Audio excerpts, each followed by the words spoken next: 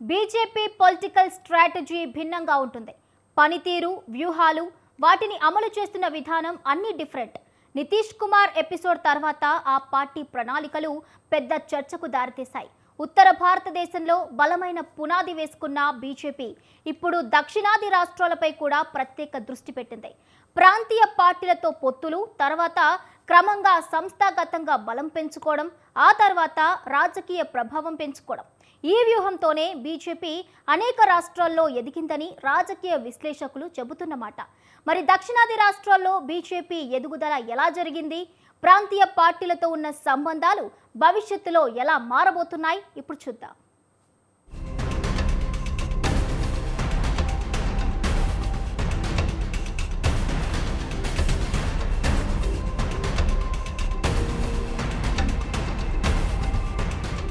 BJP రాజకీయ వ్యూహాలు, సంస్థాగత నిర్మాణం, దీర్ఘకాల ప్రణాళికలు ఇవన్నీ కలిసి ఆ పార్టీని ఇతర పార్టీలకు భిన్నంగా నిలబెడతాయి. ఇతర పార్టీలు ఎన్నికల సమయాల్లో మాత్రమే చురుకుగా కనిపిస్తే, బీజేపీ మాత్రం ఎన్నికలు లేకపోయినా క్యాడర్ను సజీవంగా ఉంచే రాజకీయ సంస్కృతిని ఏర్పరచుకుంది. ఈ పార్టీ వెనుక ఆర్ఎస్ఎస్ వంటి సంస్థాగత శక్తి ఉంది. దేశవ్యాప్తంగా వేలాది శాఖలతో పనిచేసే ఆ సంఘటిత బలం కారణంగా ఎడారుల్లాంటి రాజకీయ పరిస్థితుల్లో కూడా కమలాన్ని వికసింపజేయడం బీజేపీకి సాధ్యమవుతుందని విశ్లేషకులు అంటుంటారు.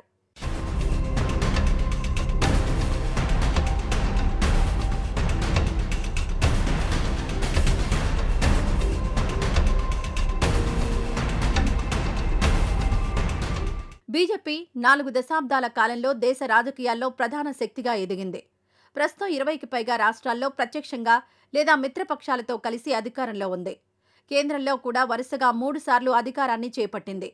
బీజేపీ ఎదుగుదలలో ముఖ్యమైన అంశం అవకాశం లేని చోట కూడా స్థానం సంపాదించుకునే వ్యూహం. తనకు బలం లేని రాష్ట్రాల్లో నేరుగా పోటీకి దిగకుండా మొదట అక్కడి ప్రాంతీయ పార్టీలతో పొత్తులు పెట్టుకుంటుంది. ఆ పొత్తుల ద్వారా మొదట రాజకీయ స్థానం సంపాదిస్తుంది. తర్వాత మెల్లగా ఓట్ల శాతం పెంచుకుంటుంది. ఆ తర్వాత సీట్ల వాటాలో కూడా తన ప్రాధాన్యత పెంచుకుంటుంది. చివరకు పవర్ షేరింగ్ స్థాయికి చేరుతుంది. పరిస్థితులు అనుకూలిస్తే పూర్తిగా అధికారాన్ని తన చేతుల్లోకి తీసుకునే ప్రయత్నం చేస్తుంది.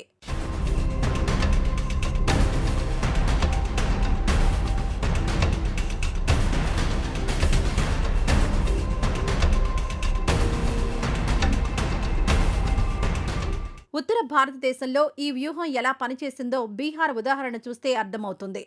అక్కడ మత రాజకీయాల కంటే కుల రాజకీయాలే ప్రధాన పాత్ర పోషిస్తాయి. అందుకే లాలూ ప్రసాద్ యాదవ్ దశాబ్దాల పాటు రాజకీయంగా ఆధిపత్యం చెలాయించారు. యాదవ్ ఇతర వెనుకబడిన వర్గాల మద్దతుతో ఆయన బలమైన సామాజిక సమీకరణాన్ని నిర్మించారు. తర్వాతి కాలంలో ఆయనకు మిత్రుడిగా ఉన్న నితీష్ కుమార్ వేరుపడి కొత్త రాజకీయ ప్రయాణం మొదలుపెట్టారు. జనతాదళ్ నుంచి విడిపోయి జేడీయూ పార్టీని స్థాపించిన నితీష్ కుమార్ బీహార్లో బీసీలు, మహిళలు, మధ్యతరగతి వర్గాల్లో మంచి ఆదరణ పొందారు. పరిపాలనలో నిజాయితీకి పేరుగాంచిన నాయకుడిగా ఆయనకు ప్రత్యేక గుర్తింపు ఏర్పడింది. అదే సమయంలో బీహార్లో స్థిరపడేందుకు బీజేపీ కూడా బలమైన భాగస్వామిని వెతుకుతోంది. అలా నితీష్ కుమార్తో బీజేపీ పొత్తు కుదిరింది. మొదట చిన్న రాజకీయ ఒప్పందంలా కనిపించిన ఈ కూటమి 2 దశాబ్దాల కాలంలో బీజేపీకి బీహార్లో బలమైన పునాది వేసింది. ఇప్పుడు పరిస్థితి చూస్తే బీహార్ అధికారంలో బీజేపీ మరింత కీలక పాత్ర పోషించే స్థాయికి చేరుకుంది.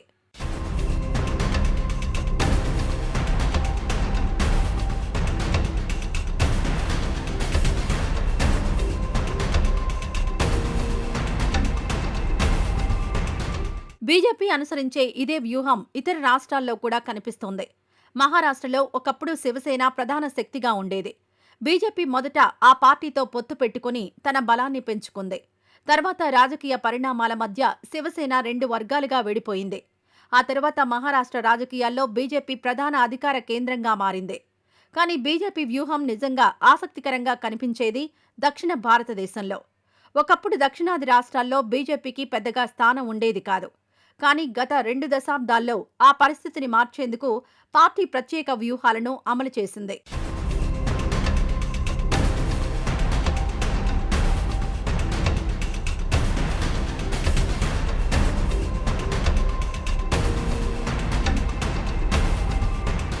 కర్ణాటకలో బీజేపీ దక్షిణ భారతదేశంలో మొదటి పెద్ద విజయాన్ని సాధించింది. మొదట చిన్న శక్తిగా ఉన్నా ఆ తర్వాత క్రమంగా లింగాయత వంటి సామాజిక వర్గాలను సమీకరించి తన బలాన్ని పెంచుకుంది. 2008లో మొదటిసారి కర్ణాటకలో ప్రభుత్వం ఏర్పాటు చేయడం బీజేపీకి ఒక మైలురాయిగా నిలిచింది. తర్వాత కూడా అక్కడ బీజేపీ ప్రధాన రాజకీయ శక్తిగా మారింది. మధ్య మధ్యలో రాజకీయ సంక్షోభాలొచ్చినా కర్ణాటకలో బీజేపీ స్థిరమైన స్థానం సంపాదించింది.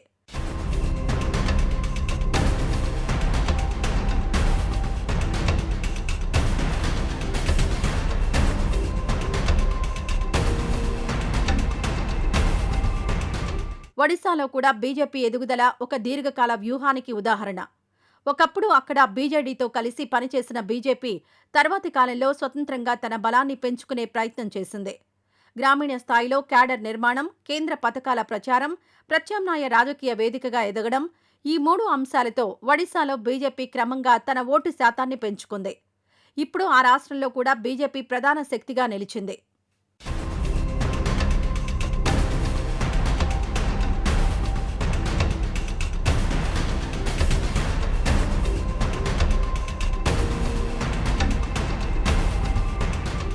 ఆంధ్రప్రదేశ్లో పరిస్థితి మరో విధంగా ఉంది.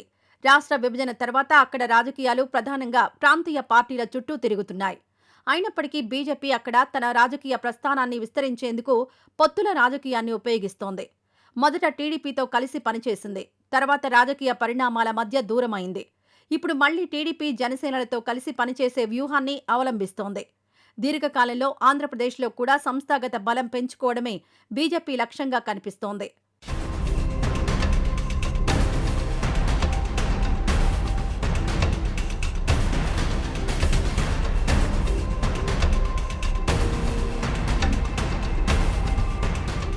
తెలంగాణలో బీజేపీ ఎదుగుదల ఒక ప్రత్యేక కథగా మారింది.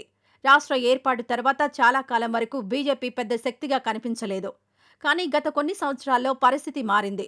ఉప ఎన్నికల్లో గెలుపులు, పార్లమెంట్ స్థానాల్లో విజయాలు, రాష్ట్ర స్థాయిలో బలమైన ప్రతిపక్షంగా ఎదగడం, ఇవన్నీ కలిసి తెలంగాణలో బీజేపీని ప్రధాన రాజకీయ శక్తిగా నిలబెట్టాయి. భవిష్యత్తులో కూడా పొత్తుల రాజకీయాలు జరగవచ్చన్న చర్చలు రాజకీయ వర్గాల్లో వినిపిస్తున్నాయి. దక్షిణాది రాష్ట్రాల్లో బీజేపీ ఎదుగుదల చూస్తే ఒక విషయం స్పష్టంగా కనిపిస్తోంది. అది ఒక్కసారిగా జరిగిన మార్పు కాదు.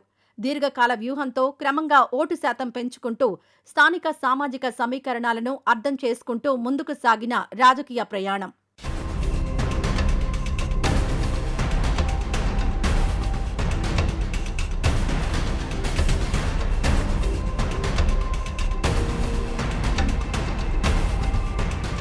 పొత్తుల రాజకీయాల్లో ఒక ఆసక్తికర అంశం ఉంది. తాత్కాలికంగా ప్రాంతీయ పార్టీలు కూడా లాభపడినట్టే కనిపించినా దీర్ఘకాలంలో మాత్రం జాతీయ పార్టీగా బీజేపీ ఎక్కువ లాభం పొందుతోందన్న విశ్లేషణలున్నాయి. ఒకసారి బీజేపీ ఏ రాష్ట్రంలోనైనా బలమైన సంస్థాగత శక్తిగా మారితే ఆ పార్టీని ఓడించడం చాలా కష్టమవుతుందని గుజరాత్ వంటి రాష్ట్రాలు చూపిస్తున్న ఉదాహరణలున్నాయి. అందుకే బీజేపీతో పొత్తు పెట్టుకునే ప్రాంతీయ పార్టీలు తమ రాజకీయ భవిష్యత్తును జాగ్రత్తగా ఆలోచించుకోవాల్సిన అవసరం ఉందని కొంతమంది రాజకీయ విశ్లేషకులు సూచిస్తున్నారు. మొత్తానికి చూస్తే బీజేపీ ఎదుగుదల కేవలం ఎన్నికల విజయాల కథ కాదు. అది ఒక దీర్ఘకాల వ్యూహం.